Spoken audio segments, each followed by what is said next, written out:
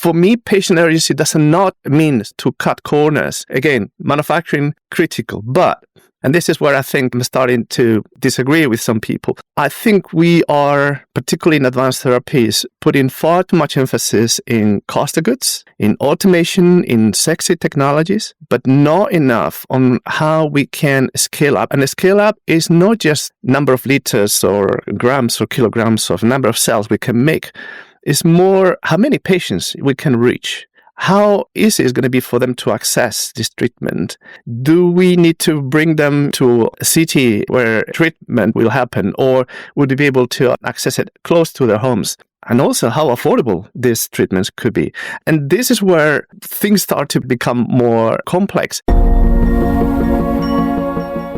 Welcome to the Smart Biotech Scientist. Today's guest brings a perspective few can match. 30 years driving innovation in cell and gene therapies, then becoming the patient on the receiving end. Jesús Zurdo isn't just a drug discovery and technology development veteran. He's a leukemia survivor who has experienced firsthand the gap between groundbreaking science and actual patient access. This dual lens, innovator and patient, gives him urgent insights into why promising therapies aren't reaching those who desperately need them. Let's dive in. Are you juggling the complexities of CMC development while trying to enjoy the beauty of biotech? Have you ever wondered if there's a way to simplify bioprocessing?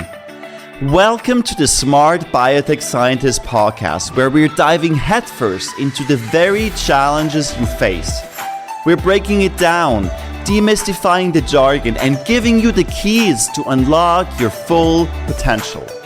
I'm your host, David Brühlmann, and I get it. With 15 plus years in the biotech industry, I face the same challenges you do. There's a way to simplify and streamline so you can remove complexity, you can skip trials and errors, deliver without delay your groundbreaking therapy to clinics and market, and still enjoy every single step. Do you want to learn how industry experts and I did it? Grab a cup of coffee and your favorite notebook and pen. Now is the time to take your bioprocessing game to the next level. Let's smarten up biotech. Welcome, Jesús. It's good to have you on today. Hello. Good morning. Thank you, David. It's a pleasure for me to be here. Absolutely. I'm thrilled to have you on and to talk about an extremely important topic. Jesús, to start us off, share something that you believe about bioprocess development that most people disagree with. As a tricky one, I've been saying, for many, many years now, is that you cannot turn a dog into a star. By this, I mean, you could define or develop the perfect process, but if your product is poorly designed or conceived, then you won't be able to solve the problems you will encounter later. And then something I lived myself, you had a difficult product, you managed to turn it around to produce it, but then it crashes in clinical development or the patient is not able to use it eventually. Start with the end in mind. Design a good product is always important. This is such an important reminder. Start with the end in mind, and the end is the patient. And to dive into today's topic, draw us first into your story, Jesús, because you have 30 years in biotech as an innovator, and you also have seen the other side. You have been a leukemia patient yourself, and that's quite a profound plot twist. So take us to the very beginning. What got you started in biotech? What drew you in? And then how did that experience, this personal experience, change everything? Oh, gosh, I can go back in time. I'm in love with biology. Actually, I could say now, as a patient, I just find biology is unbelievable. I'm completely in love with it.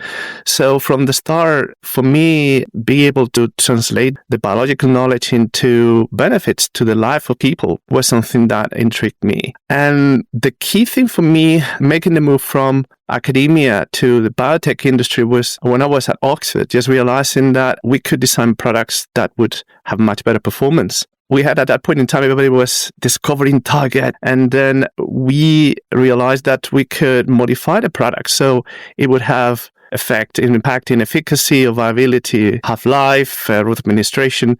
And that to me was like, well, this is something maybe I could help with. So that was the kick in the bum, if you will, just to make transition to the industry. And your second part of the question, what was the impact of becoming a patient? And I think for me it was a cure of humility, is first of all realizing that what we've been told, and we assume as scientists, that we can develop a magic bullet that will cure this and that, a chimera, and that the clinical reality is so complex. I admire physicians, the complexity of issues they had to deal with, but also realizing that every patient is a completely different universe. We cannot generalize, not only from the manifestation of the disease, but also how the patient lives with the disease. That second part is realizing there's a disconnect between the clinical metrics we use to develop therapeutics and the lived experience of patients. What is that patients are dealing with? What is important to them? And that, as I said, it was a bit, as a scientist, was quite humbling, realizing, gosh, I know so little. But at the same time, it's been a call for action, is realizing this is something that people have to hear more. And I think I can bring in my two hats. I can somehow, hopefully, help him bridging the gap in between these walls. Yeah, and it's so important to bringing the two hats and to raise awareness, because what I have noticed in my own career, but also talking to a lot of brilliant scientists, especially when you're in CMC, the patient seems very far. Yes, we always say we're developing for the patient, but then in reality, you're so focused on your technical bioprocessing problem that actually you kind of forget the patient at the end of the day. So I'm curious, because from your perspective now as both a developer and a patient, what does patient urgency really mean? And what does that look like? How do we involve a patient early on in this whole process? I'm guilty of that. Because I started more in discovery, I thought I was, manufacturing probably is not that important. And I had to eat my words, because manufacturing is crucial, is central. You cannot make your product, the patient will never be able to receive it. If your product is not able to sustain the conditions in which you are going to use it, then the patient will never be able to use it. So your question, for me, patient urgency does not mean to cut corners. And this is the thing, a misconception when people are, and I'm guilty as charged, developing new therapeutics. We can go quickly with this product. In the end, we want to test efficacy, and that is admirable. But you need to also keep in mind, if we have a response, then we need to be able to scale. But also, the product has to be safe. And this means that you need to be able to have confidence in what you're making. So again, manufacturing, critical. But, and this is where I think I'm starting to disagree with some people, I think we are, particularly in advanced therapies, putting far too much emphasis in cost of goods, in automation, in sexy technologies, but not enough on how we can scale up. And the scale up is not just number of liters or grams or kilograms of number of cells we can make. It's more how many patients we can reach. How easy is going to be for them to access this treatment? Do we need to bring them to a city where treatment will happen, or would we be able to access it close to their homes? And also how affordable these treatments could be. And this is where things start to become more complex. I think for me, urgency means also how quickly this treatment can be accessible by the general population. And this is where I think probably we spend far too much emphasis, I'm sure we will talk more about it, in I know better, or this is slightly better or optimal, or rather than can we make as an industry an impact in treating this particular condition, and what needs to happen? I mean, I can give you an example that for me has been quite enlightening. I work in manufacturing for many years. I know how much relevance we put into controlling the process, into robustness, etc. But coming across how point-of-care manufacturing is being rolled out by stem cell registers in practice for many years has been enlightening. And for me, and you know how complex some of these products can be. My donor had an apheresis in the US, and in 48 hours, I had the products by my bedside. I was given my cells. These were living cells. No frozen, no preservation. This happens every day. This happens across the world in many countries that have limited infrastructure, but it works. It works really well. And to me, this is the key thing. Urgency means we can deploy solutions at scale, not we have the best ever perfect solution that is super sophisticated. So it's a compromise between safety, efficacy, and the right technologies. And doesn't mean that we can do it dirty. It cannot be dirty. It has to be fit for purpose. It seems to be that it's also a question of not overdoing or to have too much quality, I think, right? Right. Obviously, yes, they have to be safe, yes, and they have to be efficacious, but then don't do too much because finally it's a risk-reward balance at the end of the day. Yeah, you touch a very important point, and it's quality. Quality doesn't mean cleanest ever and super measure. Is understanding what the product is. For me, another example is viral vectors. We have developed over the last 20, 30 years much better processes, much better higher titers, etc. But we have missed essential quality attributes. And now we're realizing probably these things are behind some of the safety issues we are experiencing in the clinic. I mean, we had to increase the doses, but because the active ingredient as such a small proportion of the viral vector we're giving to the patient, then the patient actually is receiving a subpar product. Is looking at the real critical quality attribute and working on those in ways of addressing those rather than getting the perfect solution, which will never happen. Absolutely. I'm totally aligned with that. It reminds me some conversation I had with some quality colleagues. Typically this kind of conversation. I want to touch upon a different part of it because you said, well, we shouldn't focus too much on cost of good, but we need to talk about cost because that's actually a tragedy. And you mentioned the word accessible. And I think we have an accessibility tragedy because we have this amazing cell and gene therapies now that can treat diseases we have never seen before and instantly and forever. But the problem is they cost everywhere north of $1 million, $2 million, even $3 million. So how are we bringing down the costs of these medicines? And is that the only solution or are there other things we should work on? I'm going to get in trouble. I'm not a health economist. I want to say that. And I have a biased view, which could be wrong in many respects. This is my point of view. So I'm not saying that cost of goods are not important, particularly with advanced therapies, are super important. And we need to really strive at improving our processes and improving the skills, improving the robustness of how we manufacture. And anything we do there is going to help. But I think it's been an excuse, or I don't know if it's an excuse, or because it's what is evident, everybody goes there. Oh, we need to bring down cost of goods, and that will bring down the prices. And one big argument is that if we do that, then the prices will follow. And I disagree.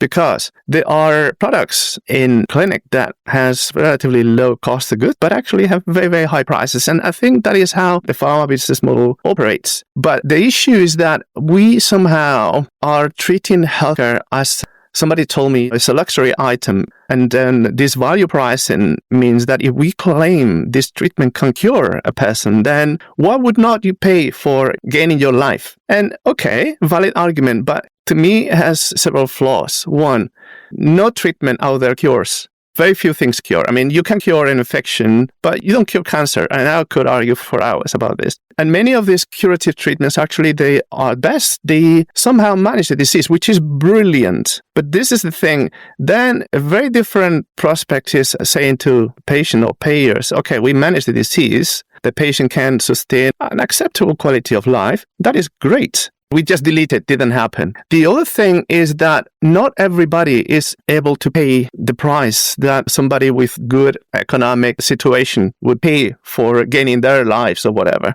If you go to different countries or you go to people that don't have the right cover, then what happens to them? For me, it's a question of humanity. It cannot be economic power. For me, healthcare should be a universal right, not a status symbol. And this means that we need to look at different business models. I mean, there are examples, even in the States, about cost plus pricing, which is how many businesses operate. It's not so common in pharma. But I think in the end, everybody has to make a living Every business has to be sustainable. And this is where we just look at different ways of pricing these products that capture the value to the patient, but actually look at numbers of patients treated rather than margin I can make in a single patient. Maybe we are in the right track. Of course, there are many solutions, many options that people could explore, but there's something that also you touch on, some of these treatments are multi-million and not necessarily the price that is the obstacle sometimes. I mean, I give the example of Casgevy, for example. There are several other treatments that have been developed for sickle cell disease. Casgevy is unique. It's unique in the way that it involved patients in understanding the value and the impact in the quality of life. This happened in the UK, by the way, and this proved to the payers that actually it made financial sense for them. If the cost of managing the disease over a number of years is X, Y, Z, and patients can actually have a profound improvement in how their lives happen, then it could work. And the result has been super fast approval, but also compared to other, won't name names, other similar treatments, the adoption has been far quicker. Is it perfect? No. I mean, we are talking about, last time I checked, it was 50, 60 patients. And sickle cell disease, particularly in Africa, is endemic. So can we treat patients in Africa, 2.5 million, whatever is the price tag? No. So we need to come up with new business models. But for me, it's important that the two things are considered. The business model has to be adequate, but also the value to the patient has to be properly reflected. Absolutely. And I think there are probably some quote creative ways to manage that. What comes into my mind, I came across a clinic in India. If I remember well, it's a heart surgeon, and they had the similar problem. What they came up with is, as you said, there shouldn't be a two-speed, medicine. So everybody needs to have state-of-the-art treatment. But they came up with kind of a cross-financing system. And at the end of the day, the surgeons were able to do more surgeries a day and became even better. So they finally attracted the best paying clients. So there are ways to manage that. I'm just wondering about, since you mentioned the sickle cell disease, we hear amazing stories in the news. Does this correspond to the clinical reality, or is there a hype, or what is your impression there? Oh, I think it's too early. And this is another problem the industry faces. We hear now answers, and there is no coincidence that most of the products in development are to treat cancer. So you can look at remission in weeks, you can look at sometimes survival in months, but are we looking at the right metrics? And I would argue that even for cancer, we are missing the target big time, because keep arguing this. For me, and I'll speak now, this is my personal perspective as a cancer patient, I don't care about 2, 3, 4 months more of life if my quality of life is not adequate, if I had to be bedridden. So when people say, we just have this many months survival, it's meaningless. If you're telling me now I can keep working, I can keep doing the activities that I find fulfilling, we're talking. But this is something that is missing. Hence, patient perspective is very important. But also, this links to cell therapies that have been developed. Short-term remission, is impressive. Now, when you look at long-term sustained effect and disease-free survival and symptom-free survival, it's a different story. And it's only when you go through 2-3 years of data that you start understanding what is the impact of these treatments. And I think that is the problem. I mean, are we prepared to wait for 3 years? But also, we need to treat quite a few patients in order to really compare this with the standard of care. And this is a challenge. And this is cancer, by the way. If we go now into other diseases where it's subject to having a crisis or is progressive, like in degenerative diseases or autoimmune or in organ degeneration, then it's far more complex because you need to keep monitoring patients for a long time. And I've heard we go into how we price, and we price based on outcomes, but that means that you need to monitor patients, and that is actually expensive and a big effort. I think that is the challenge we need to face. How do we monitor efficacy of treatment? From the industry side, I think that's where many companies are struggling, is that this is very difficult to do at scale. It's only, I think, if we bring patients as a partner, that actually they can opt in. And again, Casgevy for me has been a good example. Patients started to say, actually, this could be transformational in my life. And then you can measure the right way. You could have more emphasis these days into patient reports, the efficacy of treatments. There are, even in the age of wearables, there are things that you can obtain, you can measure without the patient having to do anything, being at home. There are conditions that involve fatigue, that involve, the ability to move, to walk. And this is something that you can measure without the patient noticing. And you don't need to bring the patient to the clinic and then do all these complicated tests that maybe they had a bad day, maybe they didn't sleep enough, and you have lots of noise. When you just monitor every day real life functioning, that can be objective, but also very powerful. Now, it's not that wearables can solve the problem, but I think there are other angles that definitely we should explore as a society to really assess the value of treatments. That wraps part 1, where Jesús Zurdo shared how his patient journey transformed his mission and explored the frustrating disconnect between clinical trial promises and real-world adoption. In part 2, we'll dig further into manufacturing paradigms, point-of-care models, and the innovations that could actually bridge this access gap. If you found value today, please leave a review on Apple Podcasts or your favorite platform. It will help other scientists find us. I'll see you next time. All right, smart scientists. That's all for today on the Smart Biotech Scientist podcast. Thank you for tuning in and joining us on your journey to bioprocess mastery. If you enjoyed this episode, please leave a review on Apple Podcasts or your favorite podcast platform. By doing so, we can empower more scientists like you. For additional bioprocessing tips, visit us at smartbiotechscientist.com.